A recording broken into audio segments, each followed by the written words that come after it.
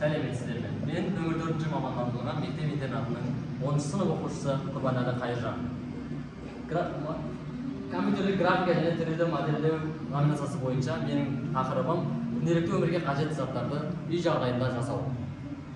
Ал жобамыздың өзектілігіне келетін болсақ, бірінші орында үй жайының қауіпсіздігі және үй жайында қажет болатын кез келген затты жасап шығару мәселесін табу.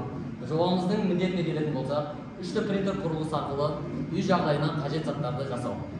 Жобамыздың мақсатына келетін болсақ, кез келген үй жағдайына қажетті заттарды 3D принтер құрылғысы арқылы жасап шығару және мүмкіншіліктерін кеңейту.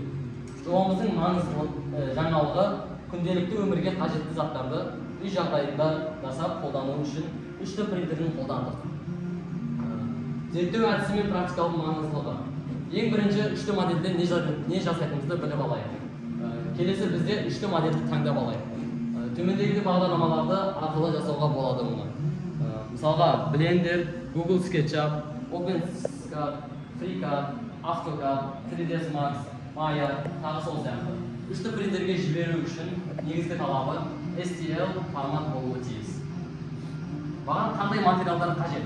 Мысалы, егер ол үйде пайдалануға арналған болса, кез келген пластик жұмыс істей алатындай етіп сәндік нысандарды немесе фигураларды жасауды қалауыңыз мүмкін. Алайда егер сіз оларды, тәрелкелерді, шыны аяқтарды және басқа асығыстарын жасау үшін пайдаланғыңыз келсе, сізге қажет болады тағамға қауіпсіз пластик. Немесе бұл сізге нейлон, бамбук, немесе металл, немесе санитарлық материалдарды басып шығару үшін қажет болуы мүмкін. Мына сайттардан қосымша ақпарат, тегін сервистер алсаңыздар болады. Мысалға, tinkerscad.com, 3D-team.com, 3div.com, 123.com design және де tinkerscad.com. Күнделікті өмірге қажет заттарды үй жағдайында жасап шығару үшін мынадай заттар қажет болады. Ыдыс аяқтар, гүл жәшіктері, мысалға тарелкалар, қасықтар, вилкалар, стакандар, бутылкалар, сол сияқты нәрселер, спорттық материалдар, мысалға шахмат фигуралары, шахмат тақтасының өзі 8x болады, ақтарда 16 фигура болады, және қараларда да 16 фигура болады. Біз 3D принтер құрылғысы арқылы пешкалар жасадық, ферзалар жасадық. Пешканы жасау үшін бізге 30 минуттай уақыт кетті, ал ферзаны көлем жағынан үлкен болғандықтан оған 1 сағаттай уақыт кетіп қалды. Балаларға арналған түрлі ойыншықтар жасауға болады. Мысалға біз танкілер жасадық, түрлі солдаттар жасадық, және де қайықтар, кемелер жасадық. Ал балаларыңыздың логикасын дамыту үшін біз геометриялық фигуралардан жасалынған бір логикалық зат жасадық. Балалар оған бүйтіп қарап, түртіп, өздерінің логикасын дамытатын болады. Үйге қажетті пластик заттар. Мысалға, мебельдің сынған жерін жамау.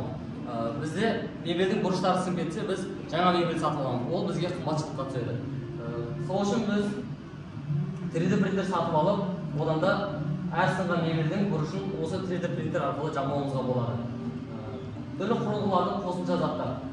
Мысалға, әйнектердің ұстайтын жерлері сынып қалатын болса, онда біз соны 3D принтер құрылғысы арқылы жасауымызға болады. Бізде кейін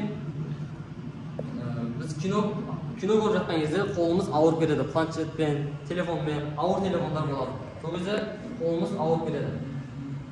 Біз осы телефон қоятын зат арқылы кино көруімізге болады және қолымыз талмайтын болады. Бұны жасау үшін бізге 1,5 сағаттай уақыт кетті, көлемі үлкен болғандықтан. Ал біз қорытындылап келетін болсақ, қорыта айтқанда, жай отбасылардың шешуге қабілетті, жете бермейтін мәселелерді осы 3D принтер арқылы шештік. Үй жағдайында қажетті қолданылатын заттарды 3D принтер көмегі арқылы мүмкіншіліктерін кеңейтті. Ал осы идеяларды 3D принтер көмегі арқылы жүзеге асырдық. Тіпті бұл жай үй жағдайында өмірін жеңілдетіп қана қоймай, әлемдік мәселелерді шешуге қабілетті екеніне көз жеткіздік.